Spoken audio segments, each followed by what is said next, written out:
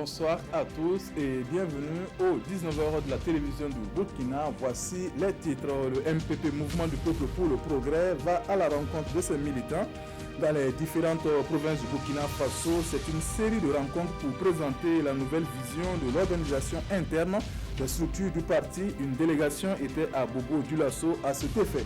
Et puis 3075 accidents enregistrés avec 57 morts en 2017 à Bobo-Dioulasso.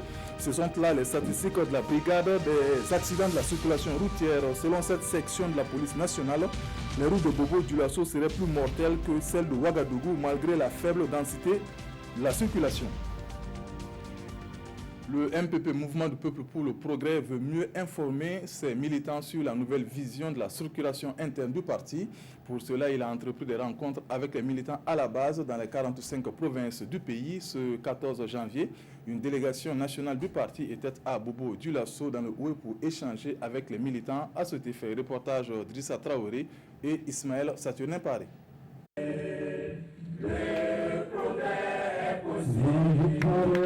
Plus que jamais convaincus que le progrès est possible avec leur parti, les militants du Mouvement pour le Peuple et le Progrès MPP réitèrent cette conviction ici à Bobo-Dioulasso à travers une assemblée générale. Et c'est une délégation nationale du parti qui a à charge la conduite des échanges.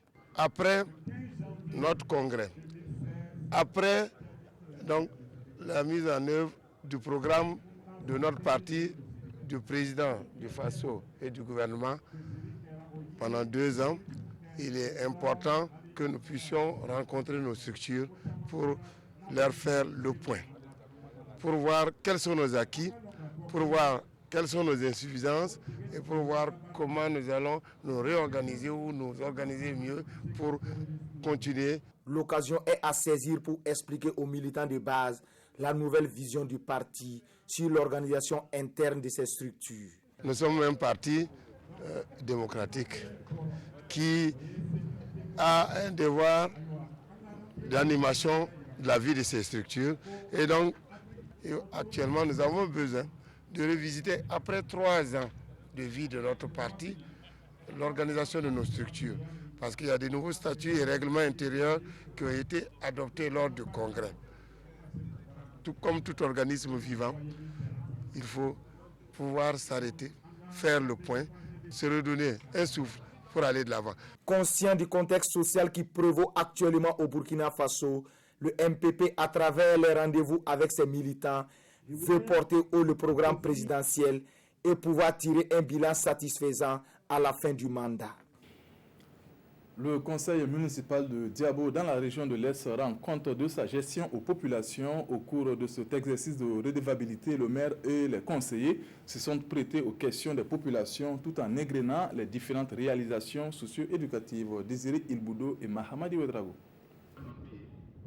Après 19 mois de gestion, le conseil municipal de Diabo présente son bilan aux natifs et partenaires techniques et financiers de la commune.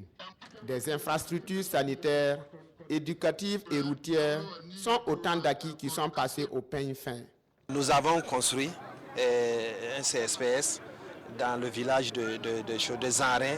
Il y a Lantaogo, il y a Nouronlaï. Nous avons construit 4 salles de classe au cours de l'année passée au niveau de 3 villages. Nous avons réalisé autour de 11 forages aussi au cours de l'année. Avec l'État, nous avons pu quand même aménager une voie de près de 12 km et une deuxième voie en cours de chantier. Ce bilan à mi-parcours est positivement salué par certains citoyens de la commune. D'autres font néanmoins des plaidoyers et des interpellations. Ce qu'il nous a montré, c'est quelque chose qu'il a essayé d'améliorer dans la vie de la commune de Diabo. Et nous avons compris qu'il y a beaucoup de choses qui restent à faire. Je pense que maintenant, c'est de serrer le coude et l'accompagner. Après les travaux champêtres, on n'a plus autre travail à faire. Bon, nous sommes là, il n'y a pas de revenus. Ils ont fait des bas-fonds pour les femmes, mais par manque de points d'eau souvent, nous avons des soucis pour aménager ces jardins-là. Avec un investissement de plus de 2 milliards de francs CFA cette année, le conseil municipal entend faire de Diabo un pôle de développement agro-silvo-pastoral appuyé d'une bonne gouvernance à l'horizon 2027. L'Institut supérieur de technologie a organisé la 11e édition de sa soirée d'excellence, une occasion pour présenter les 6 nouveaux diplômes reconnus par le CAMES, féliciter les promotions sortantes et surtout encourager les meilleurs étudiants. Le film de cette soirée avec Bouma Ernest Nebier. Des licences et des masters professionnels et 45 nouveaux diplômés en master professionnel, ce sont entre autres les résultats engrangés par l'Institut supérieur de technologie IST au cours de l'année académique 2016-2017. Des résultats que l'Institut célèbre ici à cette soirée dénommée Soirée d'excellence. Et la moisson est exceptionnellement bonne parce que nous avons 19 diplômes reconnus par le CAMES.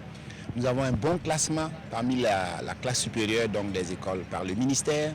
Nous avons de bons résultats aux examens et nous avons une croissance des effectifs. Donc c'est vraiment un motif pour réunir toute la communauté de l'Institut supérieur de technologie pour fêter avec ses partenaires, avec le ministère. Le gouvernement qui a toujours su appuyer la qualité, la bonne manière de faire et appuyer l'excellence, trouvera encore des moyens, comme il le fait toujours, pour accompagner ces structures. Une soirée au cours de laquelle les promotions sortantes ont reçu leurs diplômes et les félicitations des premiers responsables de l'Institut. J'ai fait le master en gestion des ressources humaines.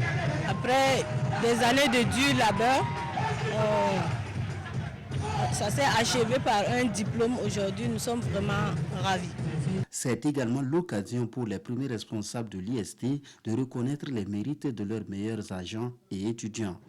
Des récompenses qui ont ainsi été octroyées à l'équipe qui a œuvré pour la reconnaissance des diplômes de l'IST par le CAMES, aux étudiants qui ont beaucoup contribué à la visibilité de cet institut et à l'étudiant qui a eu la meilleure note en mathématiques au BTS. La soirée d'excellence de l'IST est à sa 11e édition cette année.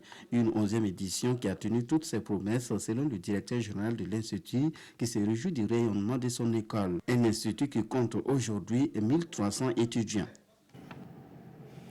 Malgré la faible densité de la circulation, les routes de Bobo-Dioulasso seraient plus mortelles que celles de Ouagadougou. En 2017, 3075 accidents ont été enregistrés, occasionnant la mort de 57 personnes selon la brigade des accidents de la circulation routière. Cette section de la police nationale travaille dans des conditions souvent difficiles. Une de nos équipes est allée à sa découverte. C'est le dossier de cette édition signé Maneka Yen et Issouf Zerbo.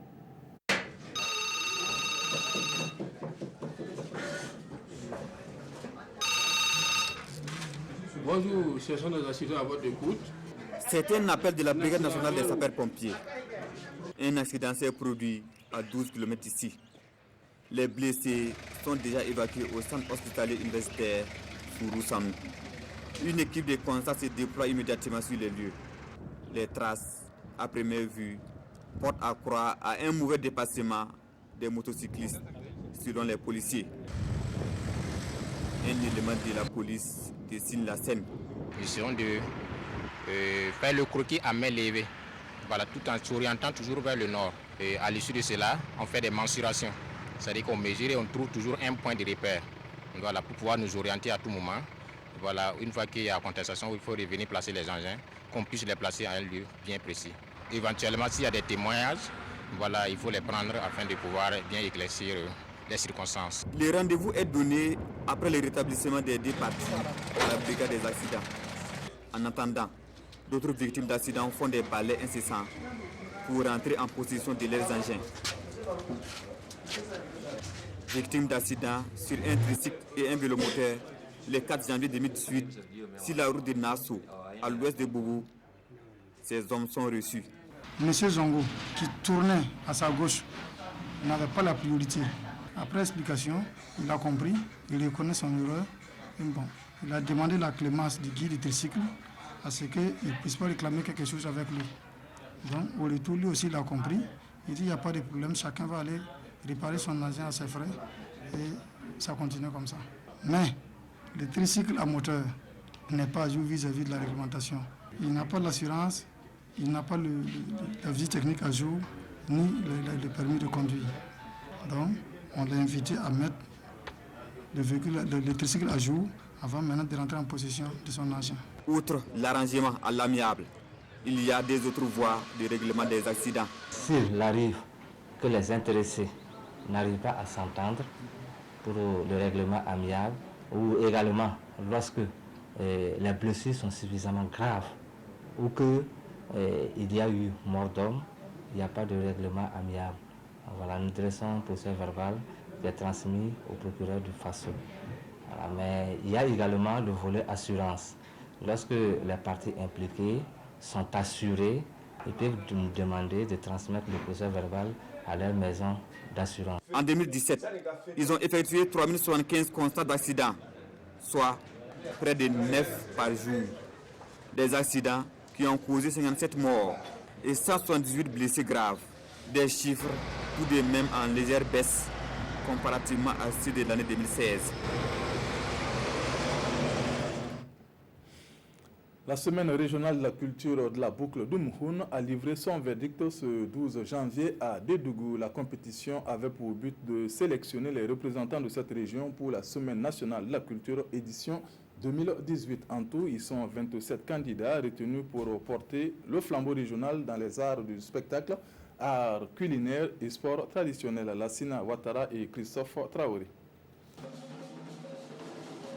Les ambassadeurs de la région de la boucle du Mouhoun à la Semaine nationale de la culture Bobo 2018 sont connus. Sur un total d'environ 200 candidats, 27 ont été retenus au cours de la Semaine régionale de la culture organisée à Dédougou. Ces lauréats ont compéti dans 3 disciplines. Les différentes activités en fait, qui se sont menées, c'est essentiellement les arts du spectacle, l'art culinaire et les sports traditionnels. La difficulté majeure a été le déficit de communication. Il y a eu plein de compétiteurs, mais nous avons constaté qu'il leur manque le minimum, c'est-à-dire l'encadrement. Si vous commencez, on vous dit c'est pour 10 minutes par exemple. Bon, vous faites 15. Il y en a même qui sont allés jusqu'à 17 hier. Vous ne faites pas partie de ceux-là qu'on doit retenir. Les représentants de la boucle du Moun à la Semaine nationale de la culture Bobo 2018 sont conscients de la tâche qui les attend. Si Iribasso est retenu aujourd'hui pour représenter la région à la SNC à Bobo, je pense que non seulement ce n'est pas Iribasso seulement, mais c'est toute la région. Nous on va tout simplement, dans un premier temps c'est pour le prix et deuxièmement aussi c'est pour chercher des contrats, des marchés. La danse, le chant, tout ça c'est des sciences et il faut des compétences pour encadrer. Et donc, c'est ce que nous avons compris au niveau de la fondation. Nous avons participé en 2013, on a été 2e. Nous sommes revenus en 2015, on a été 2e. Et cette fois-ci, il faut aussi qu'on sorte de l'ordinaire. La Semaine nationale de la culture Bobo 2018 est prévue pour se tenir du 24 au 31 mars 2018.